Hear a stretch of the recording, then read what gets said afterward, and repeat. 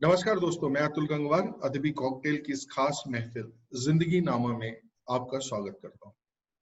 जिंदगी नामा में हम आपकी मुलाकात कराते हैं एक ऐसे व्यक्ति से, एक ऐसी शख्सियत से जो अपने जीवन के अनुभवों को अपनी कलम के माध्यम से, अपने विचारों के माध्यम से कागजों पे उकेरता है और देश और समाज के लिए कोई एक नया चिंतन, एक नई दिशा प्रदान करने का कार्य करता है। आज हमारे साथ मौजूद हैं प्रताप गौरव केंद्र के निदेशक अनुराग सक्सेना जी, जो न केवल एक अच्छे लेखक हैं बल्कि एक अच्छे आयोजक भी हैं। जयपुर में जयपुर यूथ फेस्टिवल नाम की एक कार्यक्रम रहता है जो पिछले कई वर्षों से लगातार हो रहा है। इस वर्ष शायद कोरोना काल की वजह से अभी नहीं हो रहा है। उससे जुड़े रहे हैं और एक मंच लोगों को प्रदान करते हैं जहां पे वो अपनी सांस्कृतिक सामाजिक गतिविधियों को शेयर कर सकते हैं बिना किसी राजनीतिक बंधन के, बिना किसी बात विचार के, बिना किसी छोटे बड़े के, बिना किसी जात पात के। ये एक जयपुर यूथ फेस्टिवल एक ऐसा मंच है। अनुराग जी, आपका हार्दिक स्वागत, अभिनंदन है जिंदगी नामा में। बहुत बहुत धन्यवाद। मुझे आपने अवसर दिया आपके साथ कुछ गपशप करने के लिए और आपके इस कार्यक्रम जिंदगी नामा में हम बुलाने के लिए, और बहुत अच्छा लग रहा है आपके साथ बहुत दिनों बाद आज मिलने का इस प्रकार से अवसर मिल रहा है। जी बिल्कुल, और मेरा भी बड़ा मन था और ये भी था कि कुछ एक ऐसी बातचीत भी की जाए जिसका कुछ एक मायने भी और लोगों को अच्छा भी लगे। अनुराग जी, हर व्यक्ति के कहीं ना कहीं से कोई शुरुआत होती है। आपको कब लगा कि आपके अंदर कुछ ऐसा है, एक ऐसा तत्व है जो लोगों के लिए बताने के लिए, जिसमें कुछ लोगों को बताया जा सकता है, लोगों को समझाया जा सकता है? तो आपके अंदर का रचनाकार लेखक कब आपको चला, किस समय पता चला और फिर कैसे उसकी अभिव्यक्ति हुई, बताइए। मैं बचपन में मेरे दादाजी लिखा करते थे, मतलब मुझे याद है उनकी कविताएं, वो बहुत काफी लंबे समय से लिखा करते थे और उनकी कविताएं बहुत लंबी लंबी होती थी। मतलब ऐसा लगता था जब वो सुनाना शुरू करते थे तो उनकी कविताएं करीब करीब 15-15 मिनट तक लंबी होती थी, बहुत लंबी कविताएं लिखा करते थे। तो वो मैं सुना करता था और उसमें से मुझे ऐसा लगता था कि ये भी एक अपने आप को अभिव्यक्त करने का माध्यम है। तो मुझे लगता है शायद मैं 6ठी-7वीं क्लास में रहा हूँगा, तब मैंने अपनी पहली एक छोटी कविता लिखी थी। और चूंकि एक छोटा बालक जो स्कूल में पढ़ता है और अपने देश और समाज को समझने का प्रयत्न कर रहा है, और उन्हीं दिनों शायद संघ की शाखा में भी जाना शुरू कर दिया था, तो देश के बारे में थोड़ी सी एक, जिसको कहते हैं ना, लगाव शुरू हो गया था। तो पहली कविता लिखी थी, भारत की तुम महिमा गाओ, संपूर्ण देश विश्व में महिमा गाओ, ऐसे करके एक छोटी सी कविता थी। बहुत छोटे छोटे शब्द थे उसमें, और अब तो पता नहीं वो कहीं मुझसे मिस भी हो गई होगी, कब लिखी थी वो, बहुत बरसों गुजर गए उस बात को। तो वहां से वो शुरुआत हुई, शायद 7वीं में रहूंगा 8वीं में रहूंगा तब वो पहली कविता लिखी गई। लेकिन उस समय तक मैं अपने आप को कवि लेखक नहीं मानता, लेकिन ये जरूर है कि अंदर कुछ था और वो उस समय उसका प्रस्फुटन प्रारंभ हो गया था। फिर जब भी ऐसा होता था कि मन में कुछ अच्छा या बुरा लगता था तो वो कागज पे आता था, तो फिर लगातार लिखते रहे। और अच्छा, मैं कोई मंच का कवि नहीं हूं, इसलिए मेरे को कविताएं याद भी बहुत कम रहती हैं अपनी। मैं 2-4 लाइनें सुना पाता हूं और फिर भूल जाता हूं, क्योंकि मंच पर मैं कभी ना मैंने अपने आप को प्रस्तुत करने की कोशिश की, ना मैं कभी मंच के लायक कविता लिखा करता था। मैं तो शायद स्वांत सुखाए ही लिखा करता हूँ।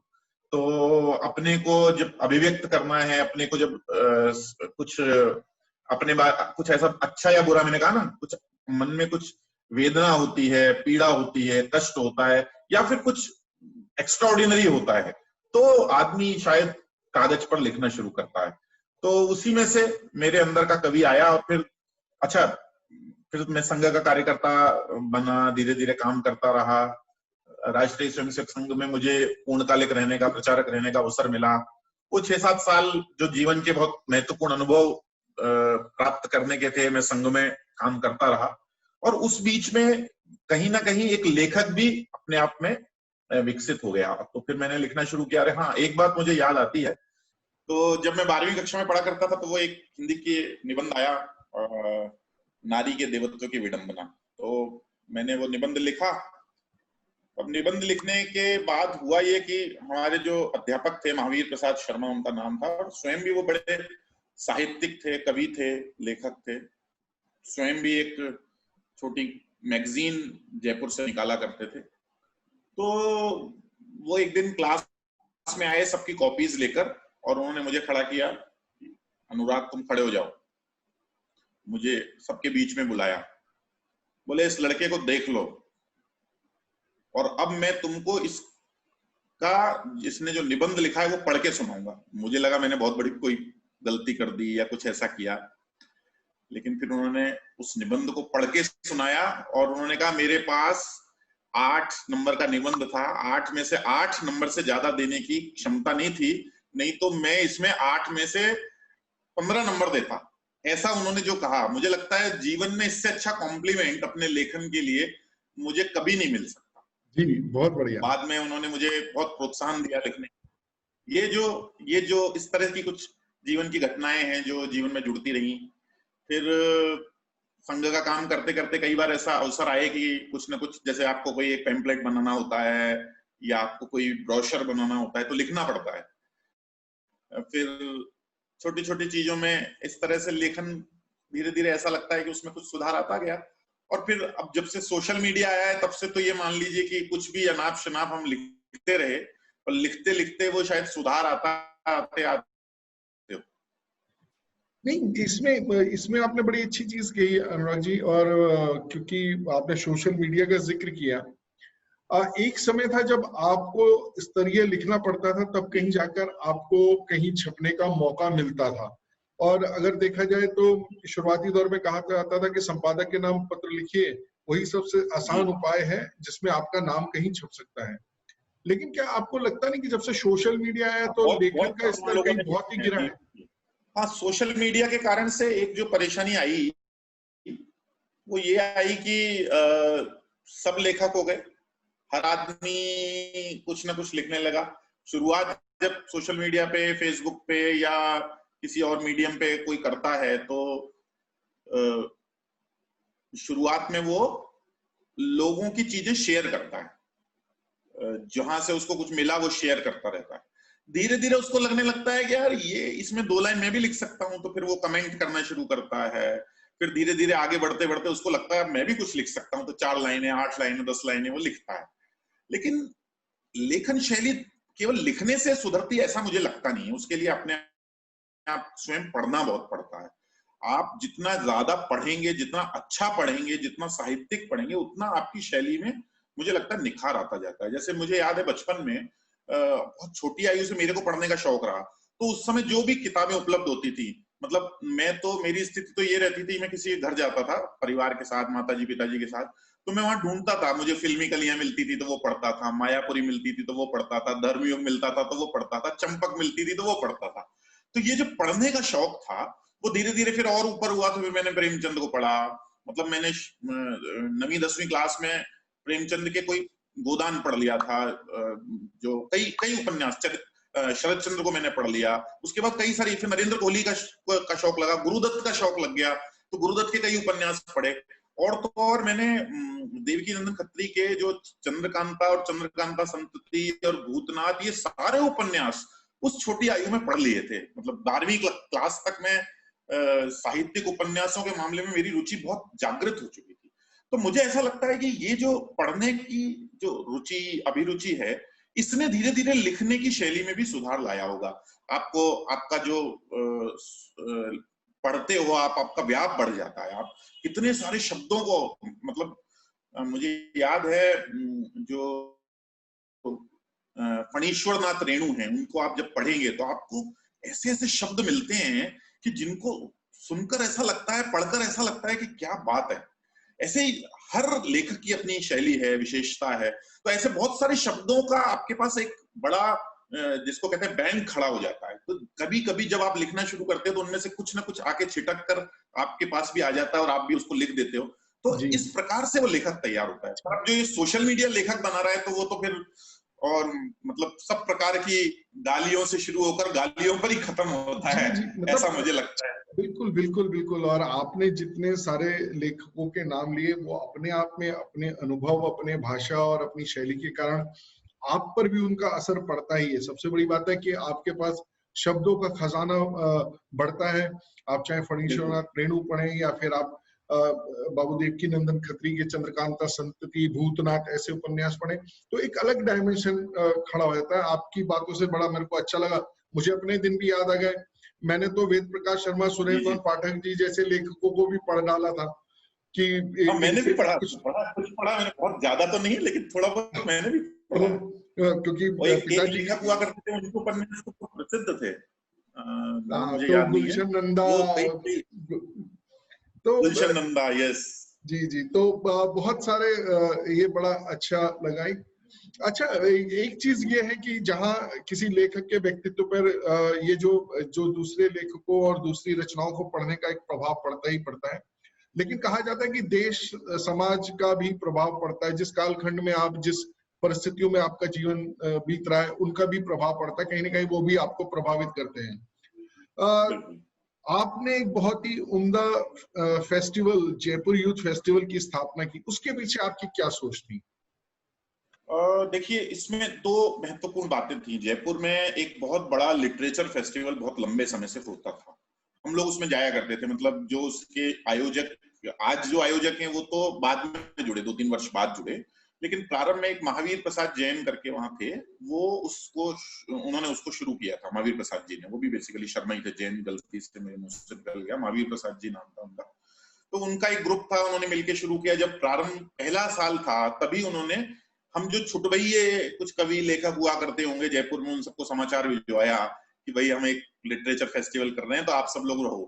तो कुल मिलाकर उनका उद्देश्य ये था कि 1000-500 लोग हमेशा वहां बने रहे। तो हमारे पास भी उस समय हम पढ़ते थे तो काम तो कुछ था नहीं, तो ठीक है चलो लिटरेचर फेस्टिवल में बुलाया है, एक आध समय वो खाना भी हमको खिलाने वाले थे तो हम चले जाते थे। तो 1-2 साल तो ऐसे चला, लेकिन तीसरा साल आते आते उसमें लोग बड़े नाम आने लग गए और विदेशी लेखक भी आने लग गए, तो उनका स्तर बढ़ गया। तो फिर उन्होंने फ्री का खाना तो हमारा बंद कर दिया। फिर वो टिकट वगैरह जारी करने लगे, तो हम भी किसी तरह उनकी सूची में जुड़ गए। और भगवान की कृपा से आज तक वो जो जयपुर लिटरेचर फेस्टिवल की जो स्पेशल इनवाइटीज की सूची है उसमें मुझे उन्होंने शामिल कर रखा है। तो हमको दोनों समय वो खाना उपलब्ध कराते थे। बाद में जैसे जैसे वो सुजॉय राय उसमें आ गए तो फिर उसमें दारू का प्रचलन बढ़ गया और फिर वो थोड़ा थोड़ा उसका लेवल हाई हो गया। लेकिन उसको देखकर वो धीरे धीरे बढ़ रहा था, और बढ़ते बढ़ते स्थिति ये हुई कि उन्होंने उसके लिए, जिसको कहते हैं कि मेरे हिसाब से जो अच्छे तरीके नहीं है उन तरीकों का उपयोग किया, जिसको अनलॉफुल मीन्स कह सकते हो आप। जैसे उदाहरण के लिए वो कुछ ना कुछ विवाद हर बार खड़ा करते थे, चाहे वो सैटेनिक वर्सेस को लेकर उन्होंने सलमान रुश्दी को लेकर कोई विवाद खड़ा किया, फिर वो कुछ ना कुछ गाय को लेकर विवाद करना, कुछ राम जन्मभूमि को लेकर विवाद करना, कभी कुछ हर बार चलता था। कभी वो पूरा एक सेट पैटर्न है उनका, और उस पैटर्न को आप अगर आपने जयपुर लिटरेचर फेस्टिवल को आप फॉलो करेंगे तो वो पैटर्न आपको उनके बढ़ते हुए क्रम में साफ नजर आता है। तो वो लगातार बढ़ते रहे, लेकिन उनका जो उनका नजरिया था, जो उनका दृष्टिकोण था, वो साफ नजर आ रहा था कि वो वामपंथ की ओर झुकाव है। तो एक पक्षीय था। कभी कभी वो बैलेंस करने के लिए कुछ लेखकों को, जैसे नरेंद्र कोहली जी को बुलाया करते हैं, वो भी बुलाते हैं। और भी अब तो बहुत बड़ी संख्या है, जब से सरकार आई है तब से तो 2014 के बाद से तो उसमें राष्ट्रवादी लेखक या जिसको दक्षिणपंथी लेखक कहते हैं वो भी बड़ी संख्या में आने लगे। और जो उसका फॉर्मेट है, उस फॉर्मेट में राष्ट्रवाद की कोई जगह नहीं है। उसमें लिबरलाइजेशन, वामपंथ और पूरी तरह से उसके प्रति झुकाव है। तो बड़ी संख्या में युवा पीढ़ी फैशन के कारण से वहां आती है। मतलब एक तरफ लिटरेचर है और दूसरी तरफ फैशन परेड है। मतलब वास्तव में अगर जयपुर के युवाओं की मैं बात करूं तो वो वहां कभी सुनने के लिए जाते ही नहीं है। वो वहां जाते हैं, फेसबुक या इंस्टाग्राम पे अपडेट करते हैं कि they are in Jaipur Literature Festival, और वहां से घूम फिर के रवाना हो जाते हैं। किसी सेशन में बैठना ही नहीं है। और कोई बड़ा नाम हो, मान लीजिए उदाहरण के लिए जावेद अख्तर के साथ बैठ गए या गुलजार साहब के किसी सेशन में बैठ गए, या फिर कोई थोड़ा सा आजकल यूट्यूबर्स आते हैं उनमें से किसी के यहाँ बैठ गए तो एक अलग बात है, अदरवाइज लिटरेचर वगैरह का कोई लेना देना नहीं होता। इसके स्थान पर विदेश से आए हुए लोग या पूरे देश भर के जो चुने हुए कुछ वामपंथी किस्म के लोग हैं और भी प्रकार की डीलिंग जहां वहां सब प्रकार की होती हैं, लेखक, प्रकाशक और बड़े कॉर्पोरेट्स भी आते हैं और फिर ब्यूरोक्रेट्स भी आते हैं। उनको शायद किस प्रकार से वो मैनेज करते हैं वो तो वही जाने, लेकिन जो भी है ये जो सारा कॉकटेल है, उस कॉकटेल में जयपुर का युवा उसके कारण से दिग्भ्रमित हो रहा है, ऐसा मुझे लगता था। तो उसमें से कुछ ना कुछ हमें भी करना चाहिए। क्या राइट विंग ने कुछ करना चाहिए, क्या फिर कुछ राष्ट्रवादी लोगों ने मिलकर करना चाहिए, ऐसी मैंने जयपुर के कई लोगों से चर्चा की। पर होता क्या था कि वो चर्चा तो होती थी, उस समय सब जोश में होते थे तो बात भी कर लेते थे, लेकिन उसके बाद कुछ क्रिएटिव करने के लिए नहीं था। तो फिर ऐसा लगा अपन कुछ शुरू करें। तो हमने एक छोटा सा प्लेटफॉर्म उसके नाते तैयार किया। कुछ छोटे छोटे विद्यार्थियों को, यानी जो फर्स्ट ईयर सेकंड ईयर में पढ़ने वाले कॉलेज स्टूडेंट्स है, ऐसे 15-20 स्टूडेंट्स को साथ लिया और एक बार एक इवेंट की प्लानिंग कर ली। 3 दिन का रेजिडेंशियल इवेंट किया। उसमें 2,000 रुपए हर स्टूडेंट से लेना है। ऐसा करते हुए एक सूची बनाई जयपुर के अच्छे बोलने वाले स्टूडेंट्स की, जो अपनी क्लास में डिबेट कॉम्पिटिशन्स में जाते हैं या कुछ लिखते हैं, ऐसे स्टूडेंट्स की लिस्ट कॉलेज और स्कूलों से मांगी और उनको फिर पर्सनली हमारे ऑर्गेनाइजेशन ने अप्रोच किया कि भाई 2,000 रुपए लेंगे, बहुत बढ़िया इवेंट होगा, 3 दिन का इवेंट है, ये लेखक आएंगे। कुछ लेखकों के नाम थे, कुछ अच्छे बोलने वाले टीवी एंकर्स वगैरह थे, कुछ पॉलिटिकल लोग भी थे, कांग्रेस के लोग भी थे, बीजेपी के लोग भी थे, विद्यार्थी परिषद एबीवीपी और एनएसयूआई के लोग भी थे। तो सब मिलाकर ऐसा एक बैलेंस करने की उसको कोशिश की। और वो जो 3 दिन का इवेंट था उसमें मुझे लगता है 80 से 100 लोग थे। उस समय संजय भाई जोशी उस कार्यक्रम में आए थे, ये अपने तरुण विजय जी उसमें आए थे। उस समय भाजपा सरकार थी तो वहां के जो एक मंत्री थे अरुण चतुर्वेदी उस कार्यक्रम में थे। जस्टिस पोक्चे जी उस कार्यक्रम में थे। उसके अलावा कांग्रेस से यहाँ की जो स्पोक पर्सन है राजस्थान की अर्चना शर्मा वो थी। एक सुमन शर्मा करके हमारे महिला आयोग की उस समय अध्यक्षा हुआ करती थी, वो थी। मतलब एक अच्छा इवेंट था वो भी, बहुत अच्छे नाम थे उसमें, कई सारे नाम थे।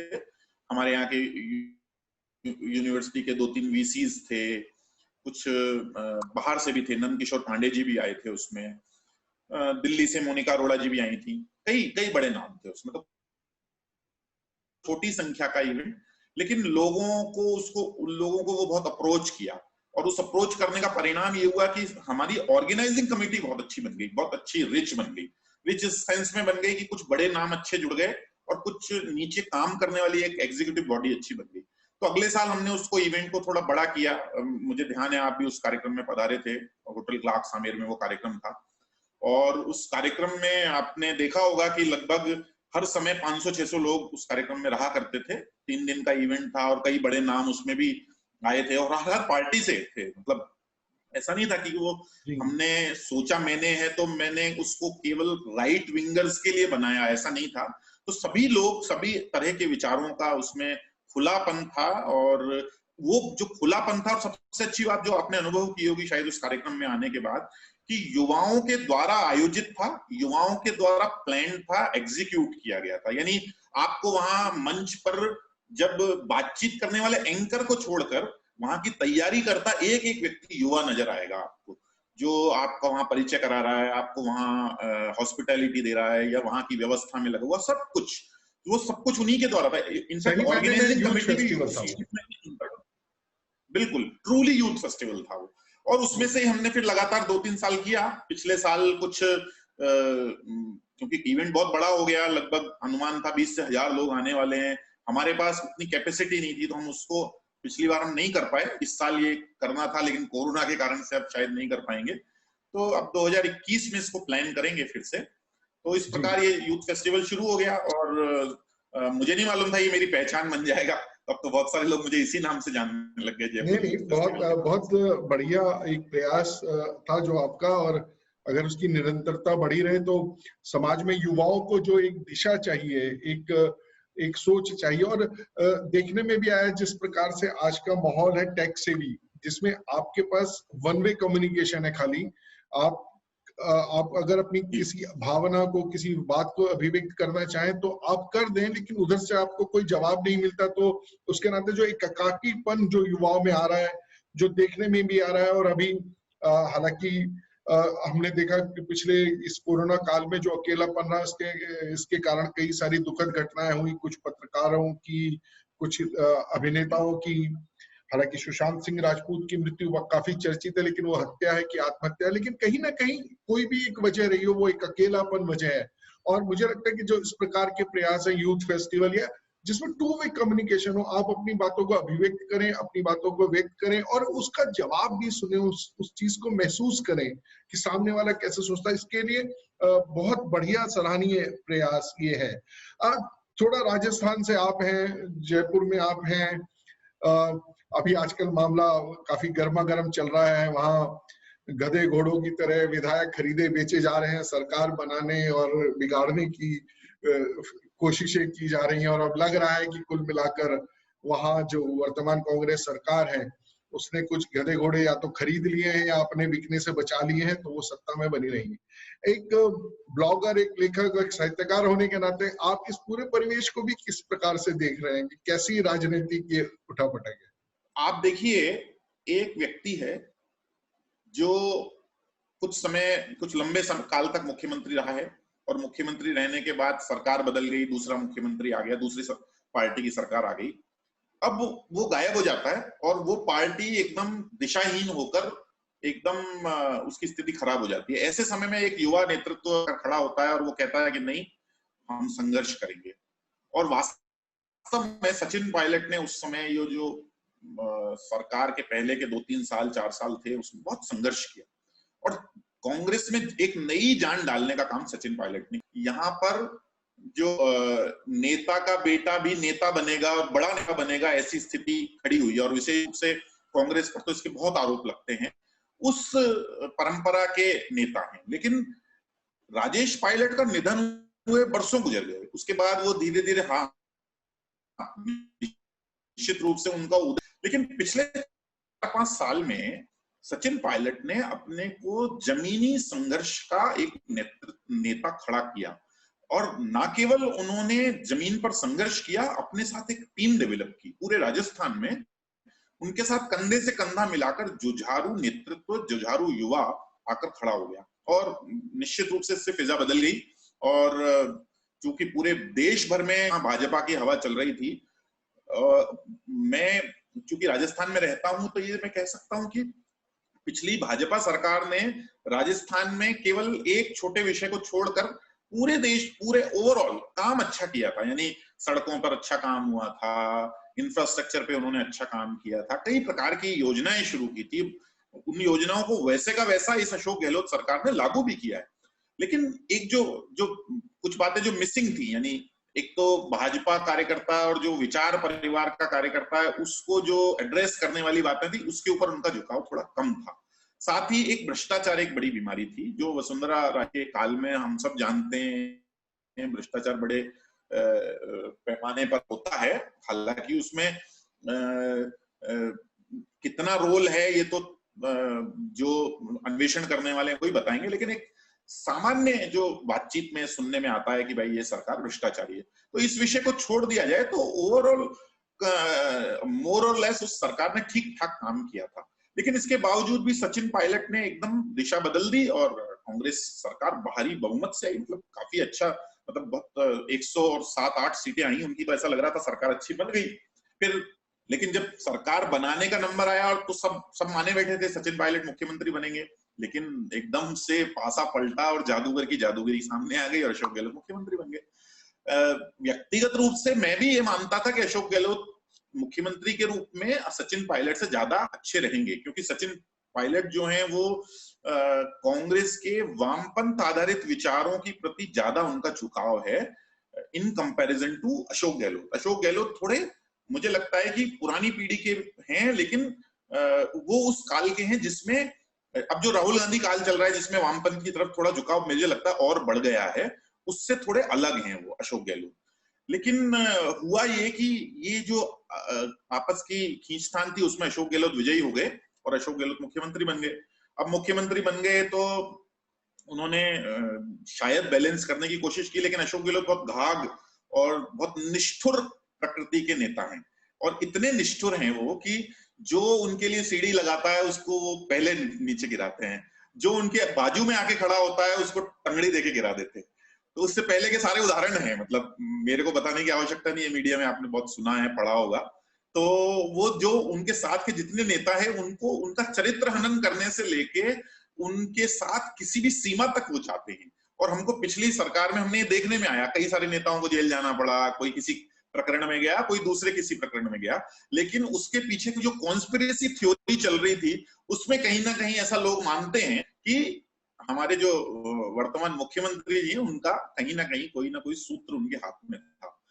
तो अभी जो एक मैंने द गार्जियन पे एक स्टोरी भी उस बारे में पढ़ी कि अशोक गहलोत ने इसी प्रकार की कॉन्स्पिरेसी एक सचिन पायलट के इर्द गिर्द भी बुननी शुरू की। किसी एक महिला को लेकर कोई सेक्स स्कैंडल आने वाला था, ऐसा कुछ आया। आपने भी शायद वो द गार्जियन वाला लेख पढ़ा होगा कि ऐसा कुछ वो करने वाले थे, जिसके कारण से एकदम से सचिन पायलट भड़क। तो अब ये जितनी सारी बात उसमें से हुई है, उसमें से राजनीति की गंदगी और विशेष रूप से कांग्रेस सी प्रकृति की राजनीति की गंदगी तो सामने आ गई। आज भी मैं ये नहीं कहता हूं कि भाजपा कोई बहुत दूध की धुली हुई है, भाजपा ने इसमें कोई रोल नहीं किया होगा, लेकिन राजस्थान की राजनीति को मैं जितना समझता हूं, राजस्थान के राजनेताओं को मैं जितना जानता हूं, इस बार सारा जो हॉर्स ट्रेडिंग से लेके और जो मोल भाव लग रहे थे वो एक ही तरफ लग रहे थे, एक दूसरे के लिए लगाए जा रहे थे। भाजपा का इसमें रोल केवल एक पर्यवेक्षक का ही था कि कब हमारे हाथ कोई बिल्ली के भाग से छीका फूटे और हम उसको लपक ले, बस इतना से ही मुझे लगता है। और उसमें कोई भाजपा ने कुछ बहुत बड़ा प्लान किया या अमित शाह नाम के चाणक्य आ गए या राजस्थान के कोई बड़े नेताओं ने कुछ किया होगा, ऐसा मेरे को तो देखने से नहीं लगता है। सारा का सारा जो अंदर खाने गणित चल रहा था वो आपस में ही चल रहा था। हाँ, जब वो गणित बिगड़ रहा था तो उसमें कहीं ना कहीं बीजेपी के लोग एंटर हो रहे थे, कहीं कोई बातचीत शुरू हो रही होगी। फिर एक मौका ऐसा भी आ गया कि बीजेपी के लोगों को ही, क्योंकि जब अशोक गहलोत को लगा ना कि मैं नहीं सिद्ध कर पाऊंगा, तो उसने फिर बीजेपी के लोगों पर भी दौरे डालने शुरू किए। वो भी कहानियां बहुत सारी जयपुर में चल रही हैं, आप तक भी कुछ ना कुछ पहुंची ही होंगी। तो उसमें से ऐसा आप लगता है कि सरकार आज की तारीख में तो बची हुई नजर आ रही है, पर जिसको कहते हैं ना रहीमन धागा प्रेम का मत तोड़ो चटकाए वाली सालों में मैंने जितना उनको देखकर मैं समझ पाया हूं, उसमें से मुझे लगता है कि अशोक गहलोत जो जिसको कहते हैं जिस एक तरह से एक सांप को जब आप एक बार कुचलने की कोशिश करते हो और जिंदा छोड़ देते हो ना, तो वो और खतरनाक हो जाता है। तो अशोक गहलोत और खतरनाक हो गए, तो सचिन पायलट को छोड़ेंगे नहीं। चलिए, ये सियासत है, सियासत में तो वार प्रतिवार चलते हैं और जनता बेचारी यही सोचती है कि मेरा कातिल ही मेरा मुंसिफ है, मेरे हक में क्या फैसला देगा, तो वो बेचारी इंतजार करती है। बड़ा अच्छा लगा अनुराग भाई आपसे बात कर और एक साहित्यकार के नजरिए से आपने जो अपना नजरिया रखा, राजनीतिक नजरिया, या जिसे कहते हैं कि जिस प्रकार से जयपुर यूथ फेस्टिवल के लिए आपने एक भूमिका बनाई, जो आपका कंट्रीब्यूशन है सोसाइटी को और आने वाली पीढ़ियों के लिए, अगर वो फेस्टिवल स्थापित हो जाता है तो अपने आप में एक बहुत बड़ा मार्गदर्शन का काम करेगा। मेरी शुभकामनाएं उसके लिए आपके साथ रहेंगी। जिंदगी नामा में आप हमारे साथ जुड़े, बहुत अच्छा लगा। आपका जुड़ने के लिए धन्यवाद। मुझे भी बहुत अच्छा लगा, आपने अवसर दिया बात करने का, बहुत धन्यवाद, नमस्कार।